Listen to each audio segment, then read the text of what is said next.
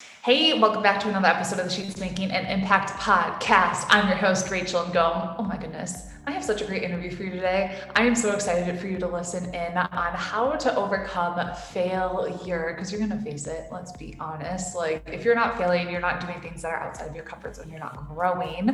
And I brought in someone who loves speaking and sharing openly all the failures that she had. So, Jaclyn DiGregorio is a life coach, motivational speaker, best-selling author. Jaclyn's passionate about helping people create lives that they love. She's been featured by Forbes and Good Morning Washington.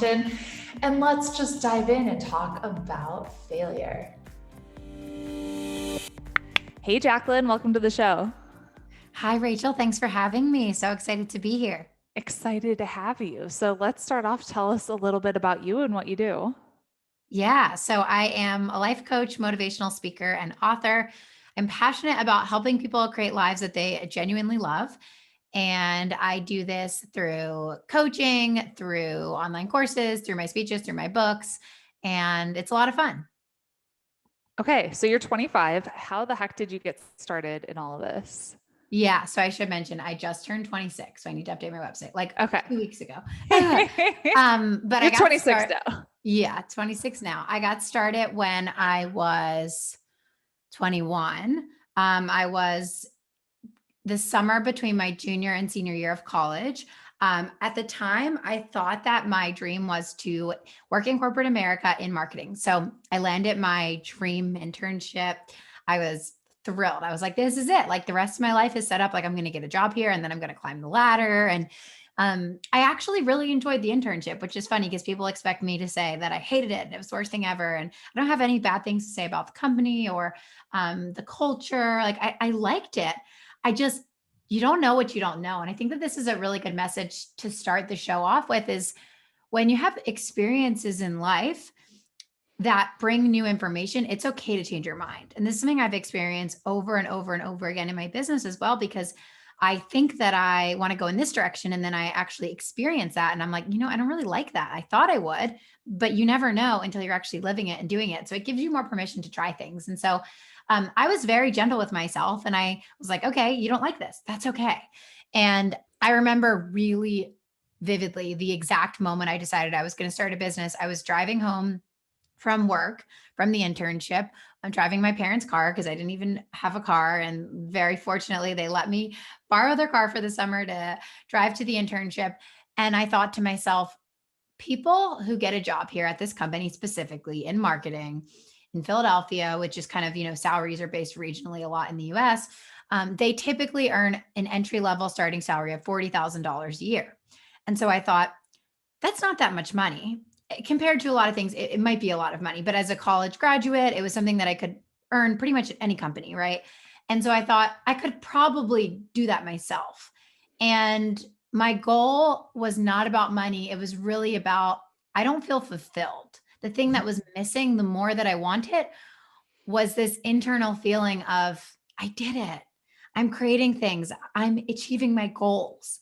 And I knew that I would get it in some way, shape, or form if I was working for myself. I didn't know what I wanted to do. It wasn't like I was like, I want to make an impact. So I'm going to start this business. It was like, I want to feel fulfilled. So I'm going to start this business. And of course, all of my ideas for businesses revolved around helping people because I think that that's a basic human desire. We like to help, makes us feel good.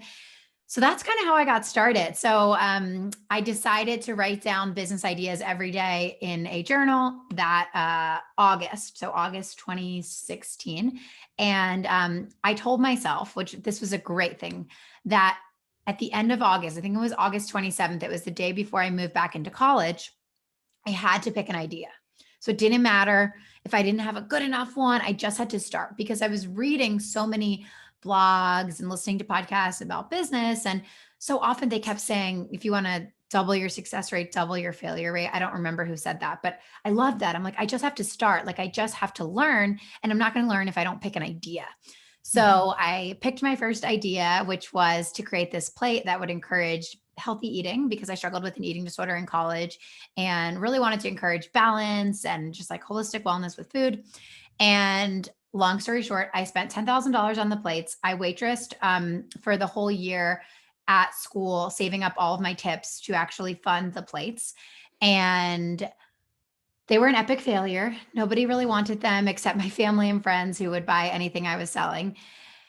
I realized pretty quickly that they weren't working out, and I decided to pivot into an app. So I thought, okay, the plates aren't working. An app is the place to be. Everyone has apps nowadays. So I created this app, and sort of the same thing happened. It was an epic failure again. This time it really failed for a lot of technical reasons, a lot of things I didn't know. So to fund the app, I raised 20,000 on Kickstarter, which was wonderful. And I'm so grateful. And it seems like a lot of money, but to fund an app, it really wasn't. I got a lot of quotes that were like 100K. And so I ended up working with college students who were awesome. But we just didn't know what we didn't know. Neither of us had experience. And so there were a lot of problems with the development. And I tried with 3 different sets of developers. And after the third set, I was like, okay, I'm done. This isn't working. And this was the time where I really wanted to give up. I remember looking at jobs at that same company I had interned at, and I was sending them to my parents saying, like, I think I'm going to apply for this job. And it was like a manager position. I was like, I'm going to skip some steps in the ladder because I had all this startup experience. And they were like, that's not what you want. And I remember so vividly, I was telling my dad at dinner one day, and he's a man of very few words. And he just looks at me and he says, Jaclyn, you are not a quitter. And he puts down his Mhm. silverware and he gets up from the table and he leaves. And I was like, that sinking feeling in my gut. I know that I'm not a quitter, but I was so down. I was feeling so defeated from failing 2 times and putting 2.5 years into this dream that basically had no progress in my brain. And so I decided to turn to personal development, read a ton of books just about how to better yourself, how to create what you want in life. And I came across a question that single-handedly changed everything in my life. And the question was, what is working? And the first time I read it, my brain went to nothing. Nothing is working. You are a failure. You should quit now. And I decided to give it another shot and really keep thinking about it. I told myself, okay, just find something, find one thing. And it was like a light switch had gone off in my brain. And all of a sudden, I could see all these things that I didn't see before. And it makes sense the more I know about the way our brains work, because our reticular activating system does filter for what our beliefs are. And so when I believed nothing was working, that's all I saw. But when I changed that belief and thought, what if something could be working? What if it was possible that maybe not everything was a failure? All of a sudden, the filter changed and I saw all of this evidence. And so the thing that my brain saw at that moment was speaking. So one of the things I had done to market my app was travel to different colleges on the East Coast of the US to talk about my experience with an eating disorder in college and share about this app I was building. And all of the talks were unpaid. But what would happen after the talks is I would get hundreds of followers on Instagram. I would get probably at least like 5 to 10 messages every speech from women who are in the audience saying, oh my gosh, this changed my life for XYZ reason. And they range. So even though I was sharing my story about eating disorder, it was so holistic, encompassing how I started this business and I was pursuing my dreams. And I would have women say, I'm only majoring in accounting because my parents want me to. And I really want to do, I don't know, I really want to be in government, and I'm going to change my major tomorrow and tell them, thank you for the encouragement. And it was just these powerful, like life-changing messages of these people who heard me speak for 30 minutes to an hour and their whole life was shifted. And I wasn't that good at speaking in my head. And when I would listen back on the recordings, I would record myself. I said and many, many times. I didn't have slides. It wasn't anything fancy, but there was something about my energy and there was something about my passion and the way I shared my story that connected with these women. And I realized, like, this is it, Jaclyn. This is the thing that's working. So I made a leap of faith at the end of 2018 and decided I was going to kind of scrap all the things, the plates, the app, anything really related to health and wellness, even though that's a part of my messaging still in terms of creating your best life, because that is a part of people creating their best life. My message is so much more broad now. And it's really just about, creating your dream life. And what does that look like for you? And how can you create that now? How can you get started? How can you start stepping into that today and stop waiting to live the life that you really want? And it was like the overnight success. It's so weird to me because it's like you put in years and years, and it doesn't have to be this way. I think that we can have success quickly, and that we make it hard oftentimes. But for me, it did look that way, of years and years and years of nothing, and then like a month of. So from 2018 to 2019, my business went from 11K in revenue to 110K. And I had booked like 25 speaking engagements. I started coaching as a natural evolution of speaking. I created my first course. Like, I wrote my second book. So the book thing is a whole nother long story that I don't want to go into right now because I've been talking for a long time. But that's kind of how I got here. So it's been quite a journey. And the number one takeaway for me is I'm so grateful I kept going. And I truly believe that your success is inevitable as long as you don't give up. The only failure is giving up. And I know it's said so many times and it's so cliche and taboo, but it is the best piece of advice in the whole world. So if you're listening and you're going for it, keep going for it. It might not look the exact way that your vision kind of panned out in your head, but it's going to work. You're going to find a way, you're going to make a way as long as you keep going. Yep. I love it. So successful people rarely talk about the challenges that they face once you've made it. What are some of those challenges that you faced? Gosh, every day I face challenges. I think that we have this perception in our brain that once we get there, it's going to be easy. And it can be easy in a lot of ways, right? Like, for sure, things get easier when you have more money. You can take care of problems in different ways, and there's lots of things that come with success that are wonderful. But at the end of the day, you're still a human, and you still have emotions, and you still have ups and downs, and there's still lots of things that are outside of your control. Brooke Castillo always says life is 50-50, and I love that expression. I think that it's a really beautiful picture of when you're super successful, your life is still 50-50, the same way it maybe was when you were just getting started. I would say the biggest challenges for me are definitely in my mindset. They're not in strategy. They're not in like putting out fires of the business. And I think that at one point there was that whole thing too. And that really came from not having a team in place, which was a product of maybe not having the money to pay a team. That came from not really having a clear strategy, which maybe came from you don't know what you don't know, as well as like not knowing what I wanted and having to find that clarity through my own journey. But I've kind of figured those things out for the most part. It's always changing. I'm always playing with new things, right? That's forever learning and growth. But I would say the challenges that I face on a daily basis are in my mindset. And that's because I constantly challenge myself to grow. And I've really looked at this and why do I want to grow? Why do I want more? Because I am living my dream life 100% today. So I don't really need more in any way, shape, or form, right? But I want it and I know I get to have it and I know I can create it.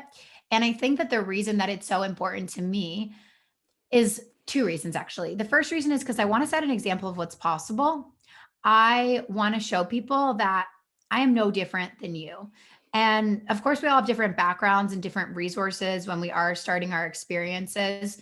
But on the level of like my intelligence or my age or any of these things, I don't think I'm any smarter. I don't think I'm any more motivated, right? I think that we can all create our dream lives. I think that we all are infinitely potential. And so if I can set that example for people, that's like the best legacy in the whole world that I can leave. And the second reason is that I think in order to reach that true fulfillment that I was seeking so many years ago, it's very multifaceted. But one of the components of it is your full potential. And I don't know if we ever reach our full potential because it grows with us. And I think that's really beautiful. And it doesn't have to be in career. It doesn't have to be specifically like wanting to make more money. It could be, if you're a stay-at-home mom, it could be like your full potential is trying this new buffalo chicken recipe and trying to have the best buffalo chicken dip in the whole world. And you're testing different ones every day, or you're making the most beautiful garden and you're growing your own vegetables. Like it doesn't have to always be money or career or the specific ways that we define business and success in society. It can be in any way. But I think that for me, I'm always reaching for more because I always want to reach my full potential. And my biggest fear is selling myself short. My biggest fear is settling, and I'm never going to do that. And so because of that, I push myself every day. And so I always have bigger goals.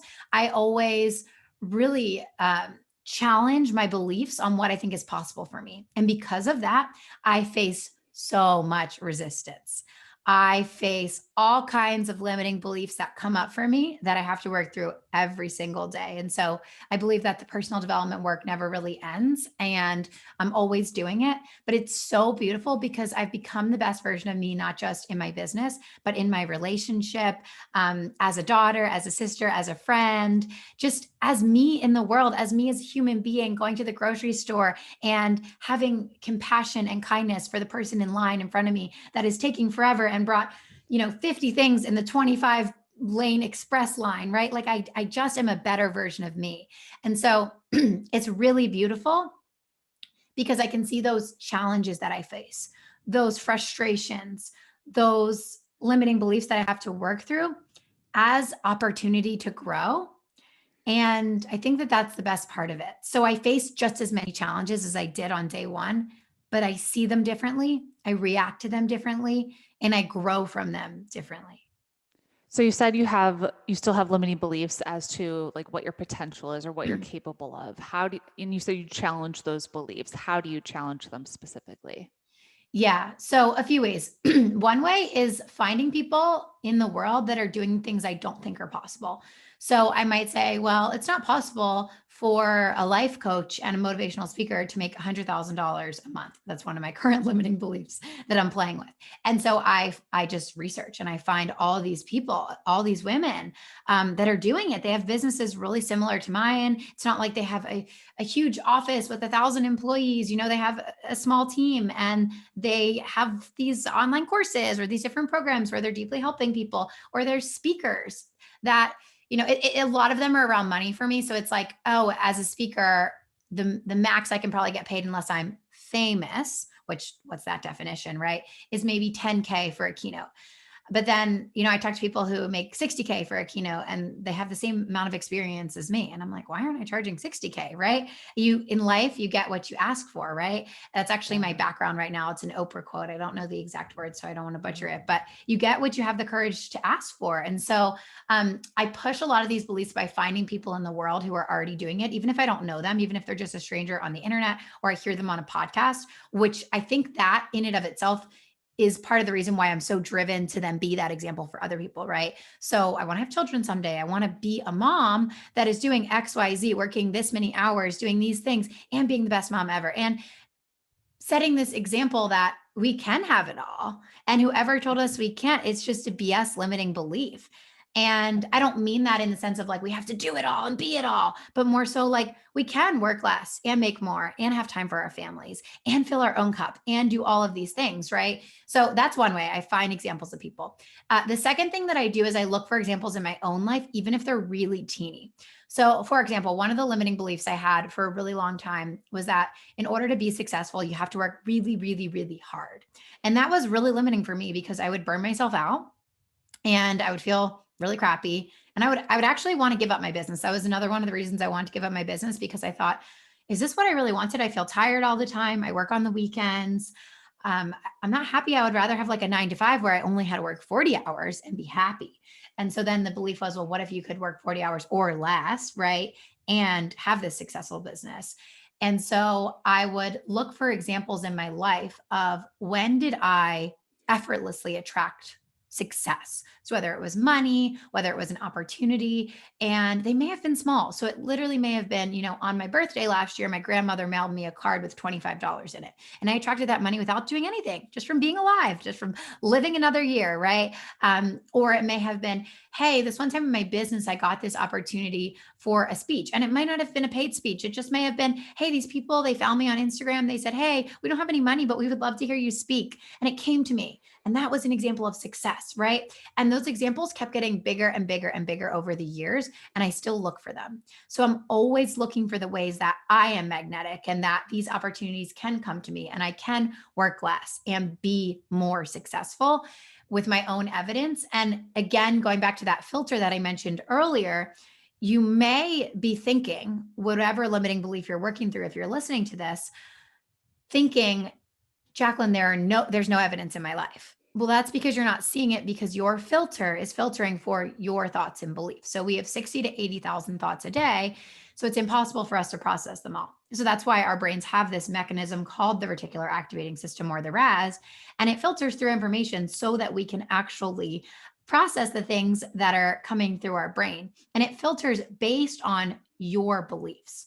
So we can program that filter in a different way. And so it will filter for different things. And so if you have all these limiting beliefs, of course, you don't see the evidence.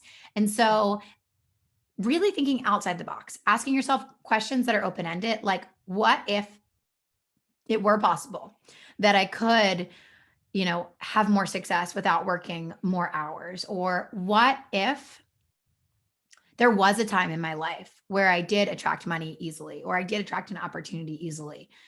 And then you start to just think, okay, maybe it hasn't happened for me, but maybe it's possible for me. Or, okay, wait, what about that time in 5th grade when I won, there was a door prize and I looked under my seat and I had the winning ticket? Like the smallest, littlest, it sounds funny, but it gives your brain evidence. And then what happens is the more evidence we give our brain and the more repetition we give our brain to the new belief, our brain will now form a new neural pathway. And when we form a new neural pathway, we form a new belief. And this is life-changing, because when we have a new belief, our ego always wants to be right. It always wants to act in accordance with our beliefs. So if we believe money comes to me easily and effortlessly, or I attract success by just being myself and by showing up for myself, then your ego is now going to act in accordance, because it never wants to be wrong. So this work is so powerful and so life-changing. And you don't have to do much other than journal a little bit, look for some opportunities, open your brain up. It's really about opening up to that possibility, starting with possibility and then eventually shifting to inevitability is really the key here. So what if it were possible that I could do X, Y, or Z? Or what if this could be possible for me? And then eventually you get to, of course, that is what I get to have. Of course, that's what's coming for me. And that's when it actually comes into your life. So Yeah. those are the things that help me the most, I would say. I love it. What would you say to someone who they failed recently, and what would you say to them to help them have that courage to start again and to try again? So this is what my TEDx is all about. And the kind of courage equation that I created is that courage equals belief greater than fear. So the message is that fear doesn't go away, and you're just a human and you just have fear, and there's nothing wrong with you. There's nothing wrong with you that you have fears. There's nothing wrong with you that you have insecurities. I have them too every single day. So does Rachel. I know she does, because she's human too, unless she's alien, right? And so we all have that. So what's really important is raising that belief. And so for me, when I had failed and when I was really low, when I wanted to give up my business, when I was researching those jobs, feeling like, this is the end, the belief came from just taking the next step. So that may have been one day, Jaclyn, take a shower, eat a balanced, nourishing, fueling meal, and get 8 hours sleep. That was the next step. And then the day after that, it was, Jaclyn, do the laundry that you haven't done in 4 weeks because you don't have any clean clothes. And then the next step was, Jaclyn, brainstorm 3 ideas for pivots you could make in your business. And then after that, the next step might have been, okay, are any of these ideas worth pursuing? No. Okay, try 3 more ideas. Okay, are any of these ideas worth pursuing? Maybe. Not idea 2. Great. Let's take what if you knew the first step? Because then people are like, well, I don't know the step. I don't know how to pursue that idea. They get all caught up, right? So then it's like, again, these opening to possibility questions. So this is basically what coaching is. So during coaching, I will ask people questions like this because their brain. Yep. So I'll say something like, what might the first step be? What might it be? Or if you knew what the first step was, what would that look like? Or what are 3 possible ideas of a step you could take, right? There's no wrong steps. This is a belief I have. There is no wrong steps. You cannot mess up. So if you're like, I don't know where to start. I just failed. I don't know where to start. Or I have this idea. I don't know where to start. You literally cannot start in the wrong place. The only wrong is not starting. Because if I had waited to start my business, it took me, I started in 2016, it's 2021 now. So that's 5 years, right? So it took me 5 years to get to where I am today. So if I hadn't started until 2018 and I puttered around and I thought about it, I wouldn't be where I am today till 2023. Right. And so, Yep. and not, it doesn't have to take that long, but it can. And so Yeah. you might as well just start today and do something. Yeah. You can't take the wrong step because each step you take illuminates the next step. It's like you're walking down a dark road, but you have a lantern and the lantern maybe lights up the 10 feet in front of you. So you don't know, does the road twist and turn or does it go straight? Does it go up and down a hill? But you can see 10 feet in front of you and that's all you need to see. And every 10 feet you take, you can see 10 more feet. That's how the journey works. So all you have to do is take the best step you know based on the information you have. So people are always like, how did you figure it all out? Sure, I've taken a lot of courses, I've learned a lot, but to be honest, most of my steps came from my intuition, came from my own brain, not because I'm a genius, because I thought, okay, what is the best step I can take with the information that I know, with what's worked in the past, with what naturally sounds like the right step to me, right? With what my intuition is telling me. Very, very simple things. And then once you take that step, you know from the next step. Your failure just taught you what doesn't work. So don't do the same thing, right? Change something. It's like an experiment, right? We have a different control now, and you're going to change something else. So it's just about those little steps, get back up one step at a time. And that actually does build your self-belief, because when you just accomplish one thing in a day, you're like, okay, I did my laundry. I'm doing well. And when you couple those small steps with belief work is what I like to call it. So that journaling, reading these personal development books, consuming podcasts like this, when you couple those two things together, you create magic and there's nothing stopping you other than you. So don't get in your own way. Just keep going because you're going to be successful as long as you stay committed. I love it. So you mentioned a lot of personal development. What's one of the best books you've read? Oh, so good. So many. Where to start? Okay. I'm going to give a couple books in different categories because I feel like it's hard to summarize like just one book, depending on what you're struggling with. So, Money Mindset. I really like Dollars Flow Easily to Me by Richard Dott. So if you related to like that struggle with money, it's a really easy read. It's like 100 pages. I think I read it on one single airplane ride. And it was a short plane ride, like an hour and a half. So it's and I'm not a speed reader or a genius. Again, it's really easy. So you're going to like that one. If you have a lot of ideas and you feel like you're constantly spinning your wheels in a million directions, because that used to be me, there's a book that completely changed my life called The One Thing by Gary Keller. Yeah. I attribute so much of my 2019 breakthrough to that book because the one thing I focused on was speaking. And then everything else I added on once I had already like mastered how to have a successful speaking business.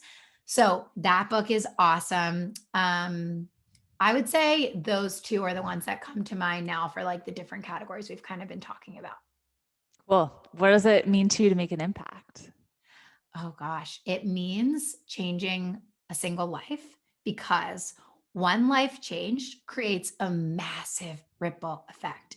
And so I always give this example because one of my biggest like joys is giving people really big tips for services. So like when someone is my waiter or waitress, I love to give them like a really large unexpected tip. This is one of my like drives to have more wealth, because I love giving to people. Like I love seeing their face. I love just thinking about how it impacts their life.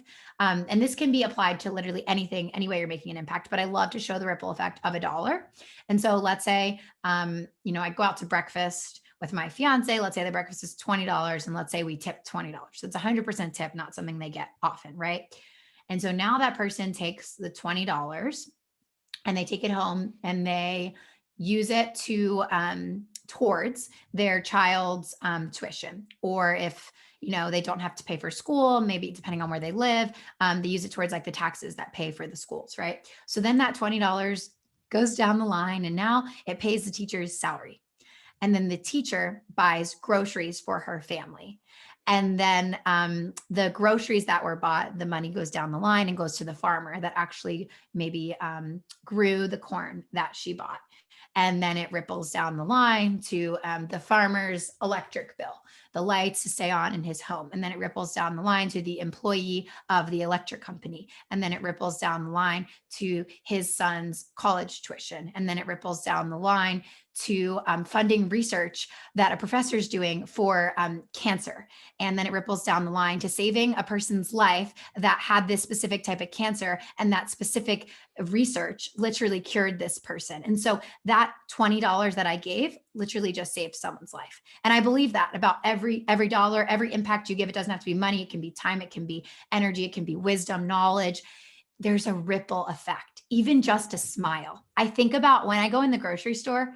I love using the grocery store example because we all buy food, right? When I go in the grocery store and I smile at the cashier, I think about how does that change her day, everyone who works with her, her family, and then her, let's say she has a daughter who goes to school, and it just ripples and ripples and ripples and ripples and ripples. So for me, the impact is one person impacts millions. And then when we do more than one person, I mean, wow, we are just like changing the whole world. And I think it's really beautiful. And I think it's really inspiring to know it's like the seashell story or the starfish story. I don't remember it, but I know you know it. I feel like anyone that does like any kind of impactful work uses that example, but it's true. We don't have to change the whole world. We can just change one person's life, and it does change the whole world. And that's why it's so beautiful.